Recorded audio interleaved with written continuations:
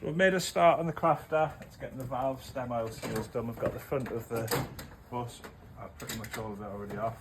The glamorous assistant in helping. So let's get into it.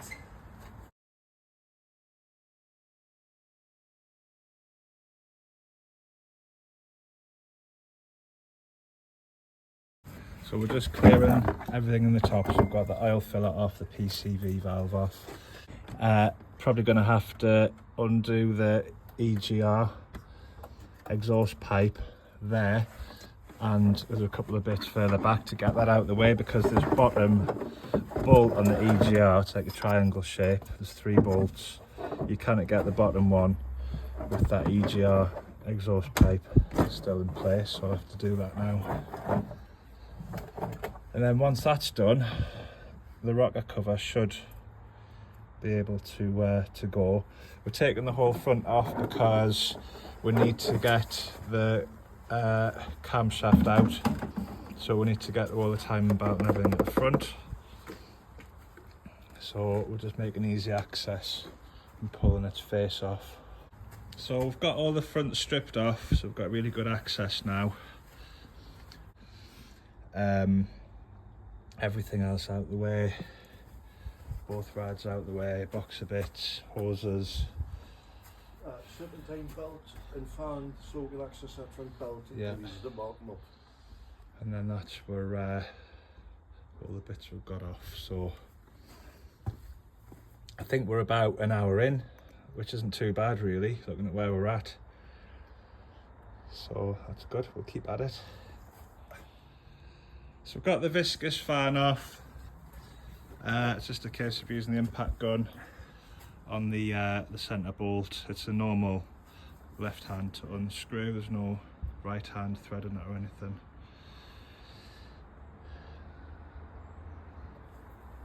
I've got my masking tape all set up. I'm just going to label these in a moment. Not sure how easy it would be to mix up the power wires on the injectors, but sod's law would dictate, if it's possible it will happen, the chaos theory, so we'll label them. And then after that we should be into everything. So this is the setup using a special tool, which is part of this kit, which also has the centre. It has the crank lock and pin, which I'll show that in a minute. So we've got extra big levers attached to this. That's a 27mm. We're going to go for a big lever, big torque wrench. Okay, so see that? That's Yeah. You want to be torquing, if you can, keep that square on. Yeah, right. And then the wing's in the way a bit, so I'm gonna go high up. Yeah. See if I can get a good pull on it that way. Yeah. This will probably flex before it goes. Yeah. Right, that pulley's flexing as well. Yes. That's going. It's going. Great. So interestingly, I can tell you that that's less than 1,000 Newton meters. According to this, it's less than 500 Newton meters.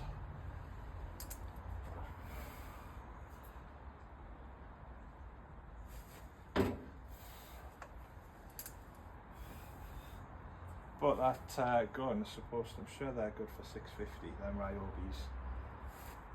So, I don't know. But, like you say, it's stuff springs. Exactly, it's just having it locked up the way it's locked up and the technique. It's not just on the Newton meters, is it? Oh no, it's all about spring. Which is why I was saying you want the heaviest possible bar. Yeah.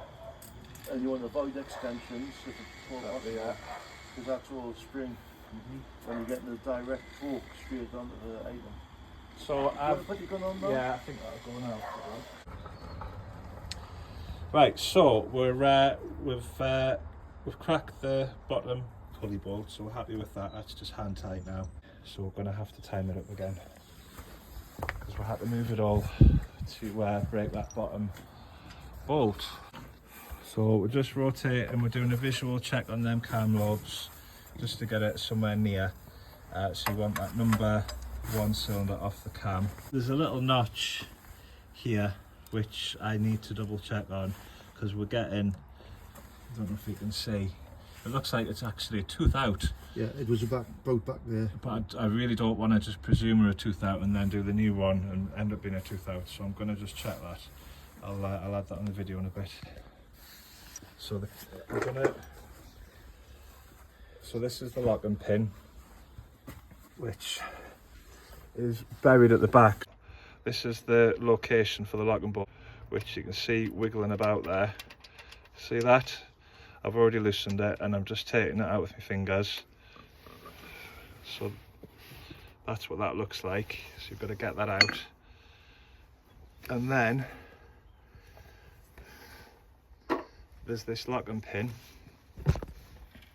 which is this, it would be tempting just to shove anything in the hole, but these are so precisely machined, they are worth getting, like, because they're not terribly expensive. So I'm just gonna get my arm back in, and it just goes in there, like so, and you've got to feel, I think that's actually bang on there, you know, you've just got to feel for it in the back of the flywheel. That's what it's locating into, and I want to wriggle it all the way in. It looks like it's machined to go in. That's what I want to do, but I don't know if I'm going to, because I've had one of these stick before. Although they're machined well, it's like monkey metal, and I had one stick and the top pulley ones for the cam, and I had decent access, so I was able to remove the top pulley and get to it and get it out, but I'll decide on that. But anyway, that's where it goes. We may just tap it in a little bit. It's centered, it's in, it's locked. Right, so the next step on this, we had two options. We could have either struggled in at the side and removed the glow plugs, because we've got a special adapter to screw into the glow plug holes in order to pressurize each cylinder, because we need to give the cylinder pressure to make sure that the valves don't drop in the cylinder head when we do these stem seals. So we need to do one bore at a time. I've recently did the injectors on this, so I know that they'll come free without too much bother, and I've actually got a spare set of somewhere copper washers, because my replacement injectors came with copper washers, so I was super prepared. I had them ready, which I didn't use. So we've decided it's a little bit more work, but it's nicer work because we've got really good access, rather than struggling on through the side and possibly snapping a glow plug, which would be catastrophic. So we're just going to go with it. We're going to mark these up one by one so they go back in the same spot. They are coded, so we'll just put them back as we take them out. So see how we go on that. So I've just placed the rocker cover back on. All the injectors are out. We've shoved a pen in each injector hole because we're just doing the first part of our cleaning process, so it's just stopping any shit getting down into the bores. So I'm now going to just blow every orifices with the airline, and we're going to, after that, put some just some of that stuff down, squirt down into each one. It's going to loosen up any crap in there, and then we're going to have a bite to eat, walk away from the job. After that, we'll get our little seat reaming kit in, just so we're all nice and clean before we go any further. I'm just going to hold the pens in. Just means any larger stuff isn't going to end up in the bore.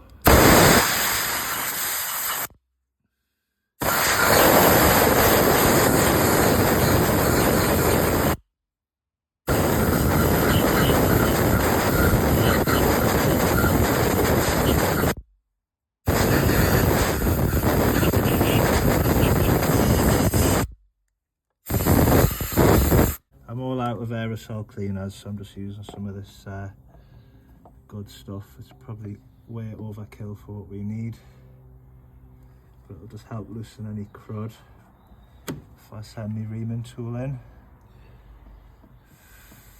There we go. Right, we're back to the crafter. It's dark now. We're going to keep going for a while. So we've got the injectors out.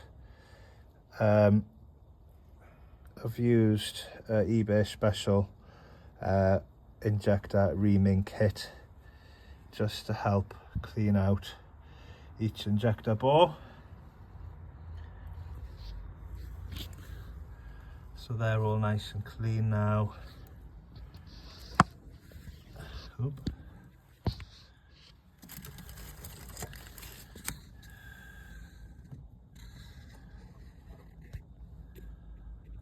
Good. We've got everything timed up. We've put our own timer marks on. There's conflicting videos online with the timing on these. So the best thing is, if it's running well, put your own timer marks on. Don't listen to our timing marks, do your own research. It was running well, so our main etch timer mark on this top pulley is here, and depending which side you stand, just thank you, the compressor's firing up. On the springs. Right, the compressor's shut up now. Yeah, we've put our own timing marks on. We're not sure if it was maybe a tooth out. It was running okay if it was a tooth out. So that's our timing marks. It's going to go back the same. So there's an etched timing mark there to here. This belt could have stretched, that's the other thing. So we've just put our own marks on. And number one, cam lobes. It's obviously off the cam, so we can tell that's at TDC and number one.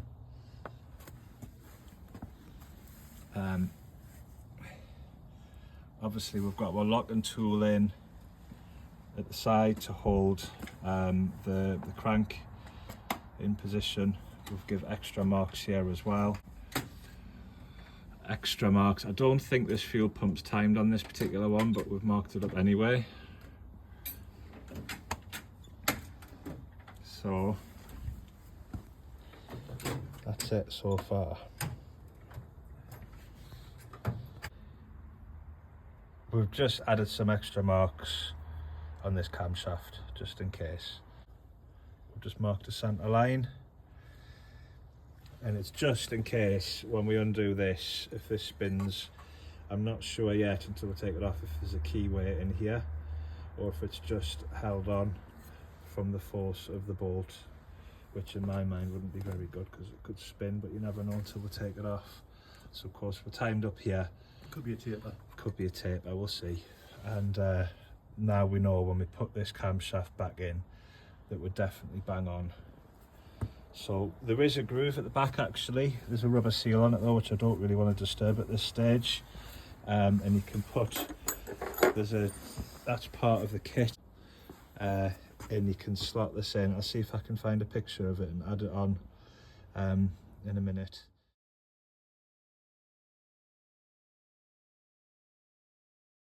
So that slots in at the back, but there's a rubber seal. I don't have a replacement one. I don't want to open a can of worms and end up with oil leaks down the back, so we're just going to continue as we are. Right, we're all set with this big two-legged puller to pull that top cam pulley off. See if it works. Right, we've got the camshaft out. So in the end, we could have persisted with that two-legged puller, but I didn't want to break anything, so I bottled it. And we've managed to wiggle the whole camshaft out with the plastic piece.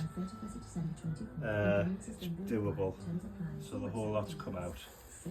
So dull. And that's that. So you've just got to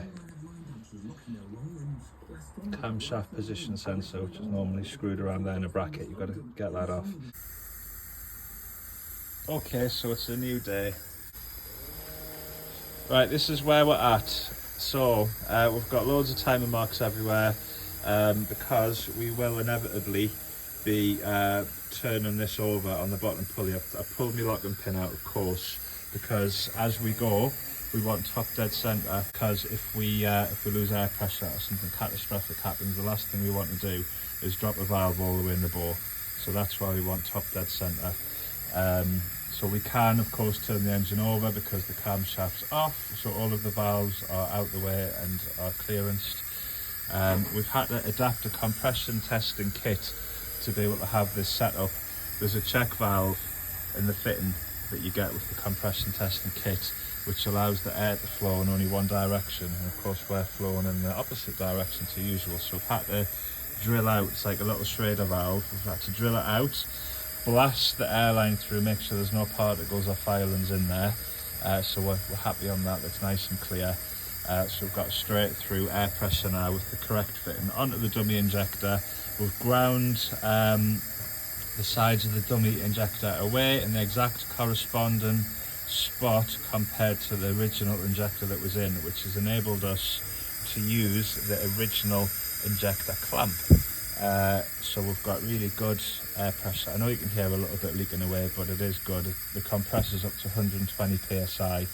We're probably getting about 80 or 90 psi even with that constant air leak, and the compressor is kicking in every 3 or 4 minutes just to top itself up. So we're happy. So this rig we've had to adapt. This is to compress the valve springs. So we're gonna give this a go in just a moment.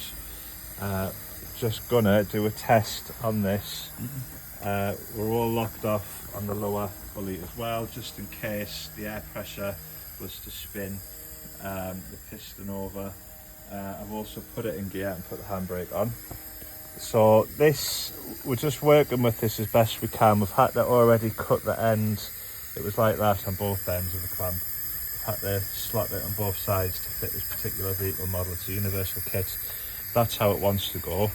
But for me to get what I need to do, it's not ideal. So I've decided just on this first one, I'm gonna just pop this bar under there.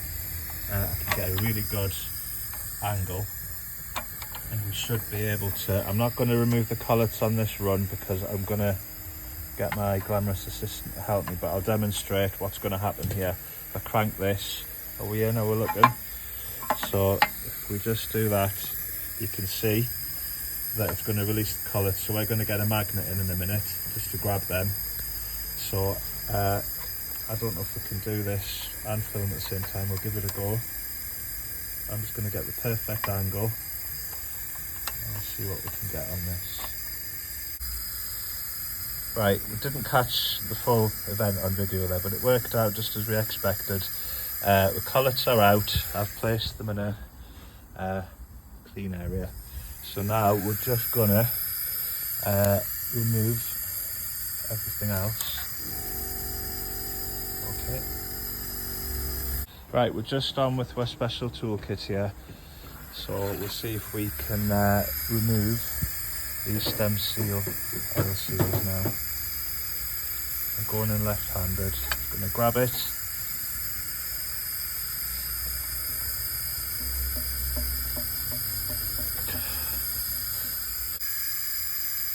Right, we've got that one out. I'll try and film the next one. It was too tricky to pull and film at the same time.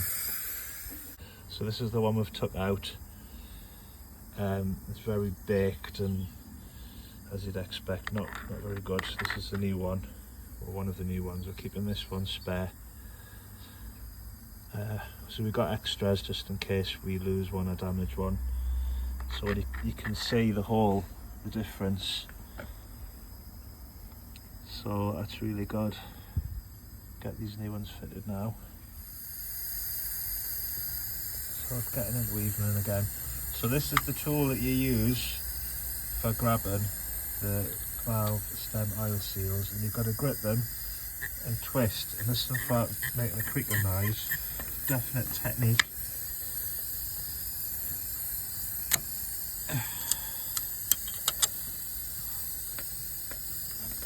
Work left and right, and then eventually we'll pop out. It's not just a case of just pulling up, got to hurt them left and right. Putting that in a clean spot.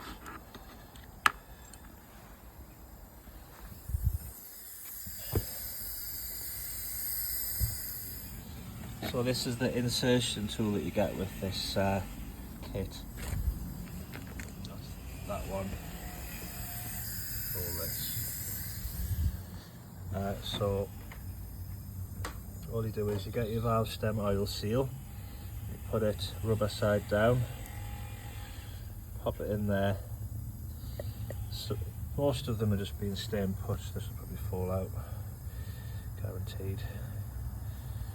Just 'cause I'm filming it. But anyway, you get a bit of oil on, and you come along, and you just put it over the stem of the valve, and you just wiggle it down.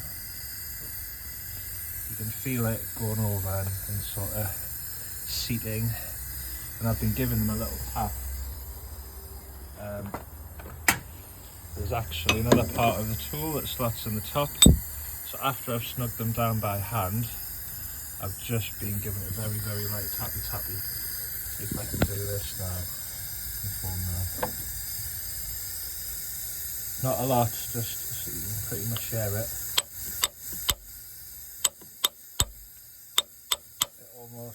It just rings a little bit when you hear like a metal to metal sound, as opposed to a doof, which is the other noise. I'll say that's it now. Very, very light tap, just to make sure it's definitely seated, because you can't really see down there, it's a problem. So, that's that one in. The valve spring in next. So all we're doing with the valve springs is we're keeping them on the magnets that we're using to pull them out, so we don't accidentally flip them the wrong way around. So valve spring in. And then as for the collets, we're drying the washer part, as in cleaning the oil off. And then for the collets, we're putting a bit of grease on them, and we're popping them. It's very hard to do with one hand. Just popping them in like that. Getting them the right way up, because they're conical shaped. And the grease, the more grease the better really. It helps. I have been putting more grease on the other ones, but it's just to demonstrate. I'll go with it though. See how we go. Drop it in.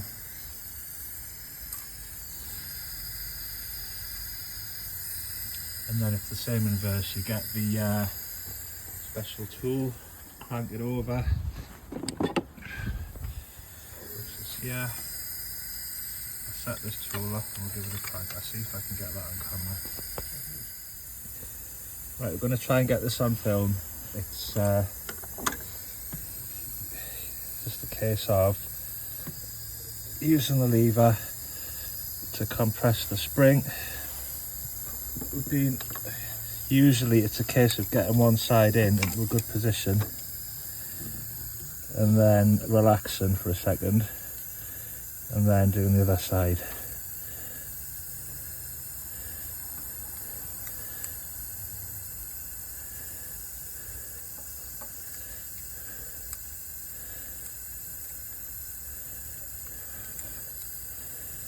It's very tricky. It's taken us all day to get these. We're on the third to last one now. I'm sure there's better techniques out there. I'm making a meal of this. I'm trying to do it so I can. Oh, there we go. That's going to go right. That's half in. I'm just going to set up again and see if we can get the other side in. Up.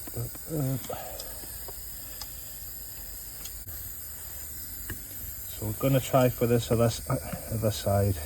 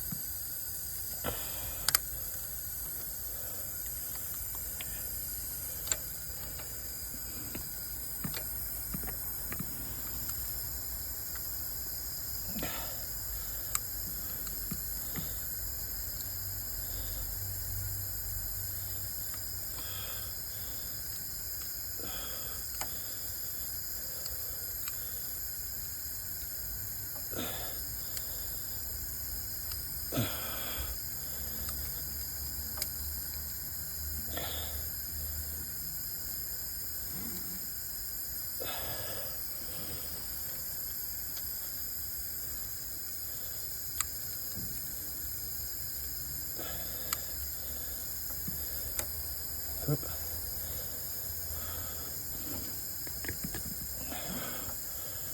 Refraining from lots of swearing. There you go, that's it. So yeah, it's something I'm sure you get better at with a lot of practice, but it's in. So we've got two more to go. We did 8. There you go. So these buckets just twist and pull out very easy, just like that. Put that in a safe place. This is the dummy injector that we got with our compression testing kit.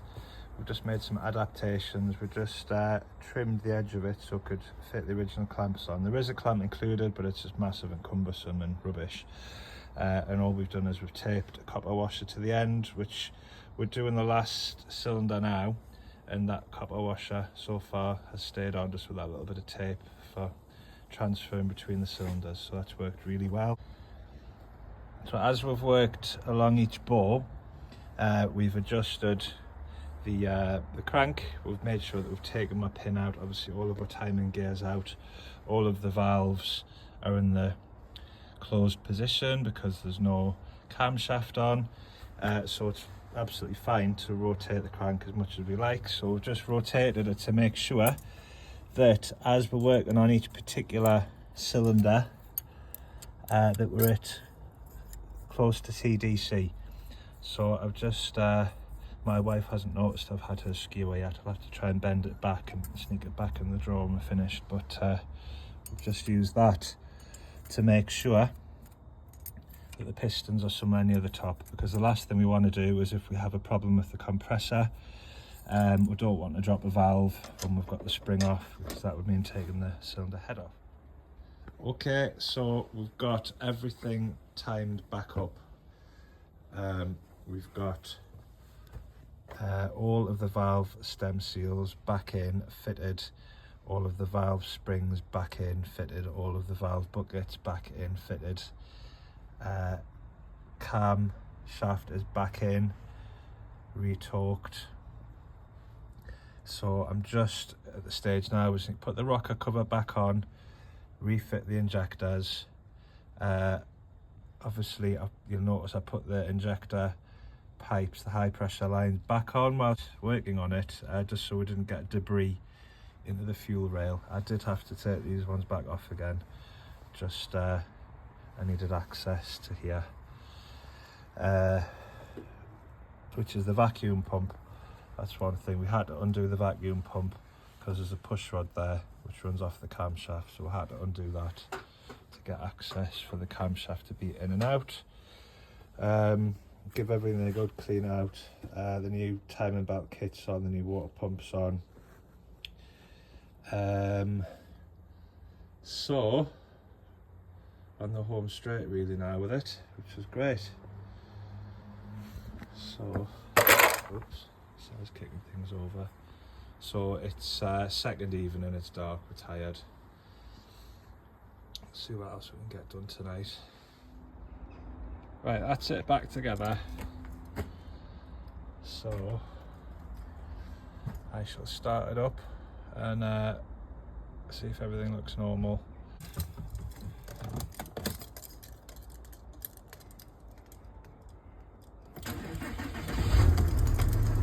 So far so good.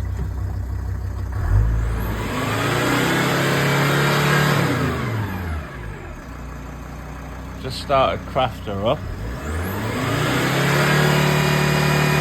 That's blown really clean. There's no yeah, it's got a little bit of black when it first clears its throat, but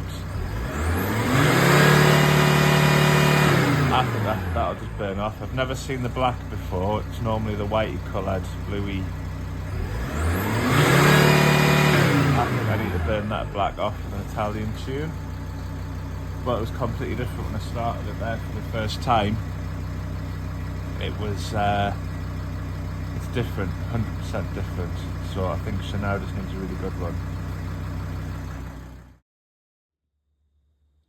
So following the work that we did on the crafter, I give it a good hour-and-a-half's run with some Cata Clean product in the fuel system, which claims to be an 8-in-1 cleaning product for exhausts, valves, DPFs, all singing, all dancing. I don't know if those sorts of products work, but I've tried them once or twice in the past. Don't really know if it's improved anything, but it's always worth a go. So did that, and then I had it in for an emissions test. Again, I give it a nice hot run on the way to the emissions testing centre. It's a PSV vehicle, so it has to go to a DVSA approved testing station. So I did that, and it has passed its emissions test. So we are back in line for where it needs to be for its emissions. So very pleased with that. Finally got the result I was after. It's had a lot of work done, as you can see from the past videos, relating to its emissions, and I think everything we've done has been a factor. I don't think there's anything we've done that needn't have been done. It's all been ingredients to help it get to where it needs to be, with it being an older engine, but everything's back on track. It is tip-top now moving forwards, which is the main thing. So I hope the videos are helping people. A lot of the things I post, it's because I've not been able to find the content myself, so I've had to just go and figure out solutions with my own research and getting hands-on, which is always the best way. Thank you very much. If you can, hit like and subscribe, it's a big help. It looks like we are getting some hits on these videos, so I'd like to share the joy and help others as much as possible. Thank you very much.